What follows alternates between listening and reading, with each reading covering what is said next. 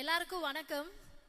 ஒரு பொண்ணா நம்ம தமிழ்நாட்டில் இப்போ நடக்கிற சில பிரச்சனைகளை என் பார்வையில் நான் ஃபீல் பண்ணுறதை இந்த மேடையில் பேசணும்னு நினைக்கிறேங்க.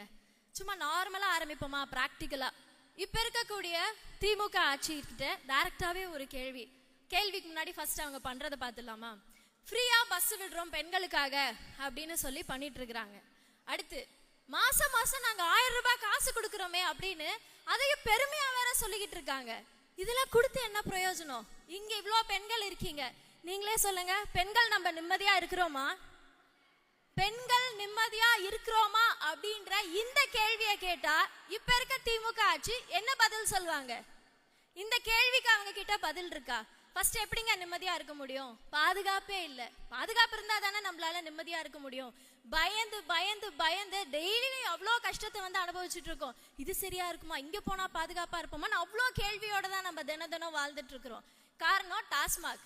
தெருவுக்கு தெரு டாஸ்மாக் அவங்களே திறந்து வச்சுட்டு மாசம் மாசம் 1000 ரூபாய் காசையும் கொடுத்தா அந்த காசெல்லாம் எங்க போய்கிட்டு இருக்குது? இதெல்லாம் யாருதான் கேட்கறது? எவ்வளோ நம்ம கஷ்டப்பட்டுட்டு இருக்கோம்ல.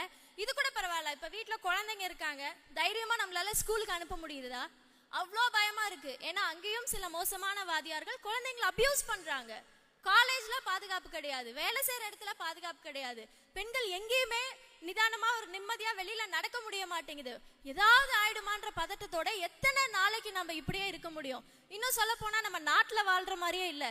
ஏதோ ஒரு காட்டுக்குள்ளார பயந்து பயந்து மிருகம் கடிச்சிருமா, ஏதாவது பண்ணிருமா அப்படின்ற பயத்தோடய வாழ்ற மாதிரிதான் இருக்கு.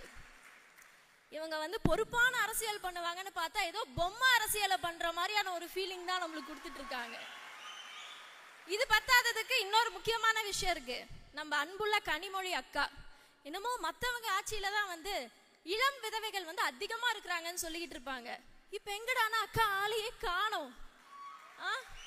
அக்கா கிட்ட டைரக்டா ஒரே ஒரு விஷயம் மட்டும் கேட்டுக்கலாம்.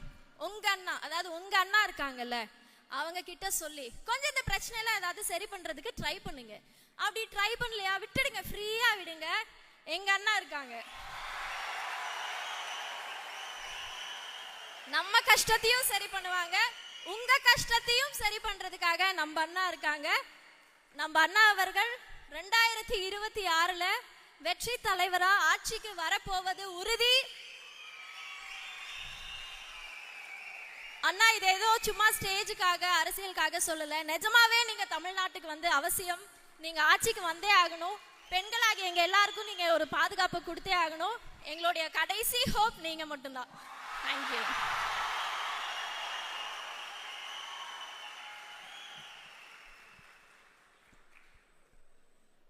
வரவேண்டிய இடத்தில் வரவேண்டியவர்கள் வந்தால் எங்கள் பெண்களும் பாதுகாப்பாக வெளியே வருவார்கள். அந்த நாள் தொட்டுவிடும் தூரத்தில் காத்திருக்கிறது 2026. அடுத்து உறுப்பினர் சேர்க்கை அணியினுடைய மாநில இணை செயலாளர் வழக்குரைஞர் SN யாஸ்மின் அவர்களை அன்போடு அழைக்கிறேன்.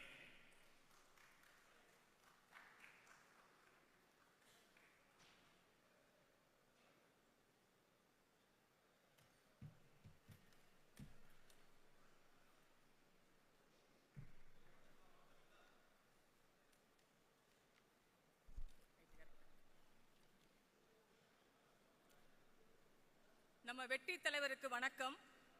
நம்ம பொதுச் செயலாளருக்கும் பொருளாளருக்கும் மற்றும் மேடையில் இருக்கும் அனைத்து தலைமை கழக நிர்வாகிகளுக்கும் வணக்கம். இப்போ நம்ம தமிழ்நாட்டில் ரொம்ப முக்கியமான பிரச்சனையே நம்ம பெண்கள் பிரச்சனை தான். அதில் இந்த திமுக கவர்மெண்ட் அக்கறையே காட்டுறது இல்லைங்க. அவங்க கவனம் எல்லாம் அவங்க அப்பா மேல தான் இருக்கு. நாங்க கேக்குறோம், நீங்க நம்ம பெண்களுக்கு அப்பாவா? எங்க இருந்து இத காப்பி அடிச்சீங்க? எங்க வெற்றி தலைவர் மாநாட்டுல தமிழ்நாட்டுல இருக்க எல்லா பெண்களையும் பார்த்து சொன்னாரு, உங்க மகன், உங்க அண்ணன், உங்க தம்பி, உங்க நண்பன், தோழனா நான் இருப்பேன்னு. அதை பார்த்து தானே காப்பி அடிச்சீங்க. எங்க தலைவர் சொன்னத நம்ம நாட்டு பெண்கள் எல்லாரும் சந்தோஷமா ஏத்துக்கிட்டோம். ஆனா எங்களுக்காக எதையுமே செய்யாம அப்பான்னு சொல்றதுக்கு எப்படி மனசு வந்துச்சு? யார் அந்த சார்னு இன்னும் கண்டே பிடிக்க முடியல. அதுல இவரு அப்பாவா. தலைவரே, எல்லாத்துக்கும் ஒரு நல்ல முடிவு உங்க கையில தான் இருக்கு. நம்ம நாட்டு பெண்கள் உங்க கூட தான் நிக்கிறோம். நீங்க ஆட்சிக்கு வரணும், அதுதான் எங்க ஆசை. வாங்க தலைவரே, வழிகாட்டுங்க. உங்களுக்காக உழைக்க தயாரா இருக்கோம். நன்றி, வணக்கம்.